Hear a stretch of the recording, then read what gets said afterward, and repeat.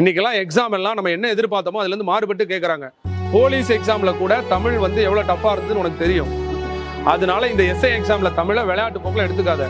2019 selection exam நடந்தது இல்ல, அதுல தமிழ் ரொம்ப ப்ளே பண்ணிச்சு. 10 கொஸ்டின் 11th 12th யாருமே கை வைக்கவே இல்லை. நீ தமிழ் வந்து டிஎன்பிசி காரனுக்கும் உனக்கும் உள்ள வித்தியாசம் தமிழ் மட்டும்தான். அதனால தயவு செஞ்சு அவன் 100 மார்க் படிக்கிறான், நீ 5 மார்க் படிக்கிற, வேண்டாம் விருப்பம் படிக்கிறான், விரும்பி படிக்கிறான். தமிழ் 6ஆம் கிளாஸ்ல இருந்து முறையா 12ஆம் கிளாஸ் வரை வாசி.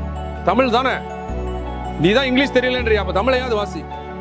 6ல இருந்து 12 வரைக்கும் தமிழ் முறையா படிச்சா மட்டும்தான் தமிழ்ல 10க்கு 10 மார்க் எடுக்க முடியும். அதுவும் இங்கிலீஷ் வீக்கா இருக்கிறவன்லாம் தமிழை வெறித்தனமா படிக்கணும்.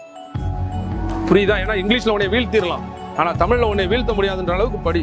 ஸோ இதெல்லாம் என்னுடைய பர்சனல் சஜஷன், உன்னை சொல்லணும்னு ஆசைப்பட்டேன், உன்னை நான் சொல்லிட்டேன், அவ்வளவுதான். நல்ல நம்பிக்கையோட எல்லாரும் படிங்க. இந்த எஸ்ஏ எக்ஸாம்ல நிச்சயமா நம்ம தமிழ்நாடு காவல்துறைக்கு போன பேட்ச் ரொம்ப நல்ல பேட்சாவே இருந்தது. அதே போல இந்த எஸ்ஏ பேட்ச்லயும் நல்ல ஒரு டீம் வந்து எஸ்ஏ ஆகணும்ன்றது என்னுடைய ஆசை, அவ்வளவு.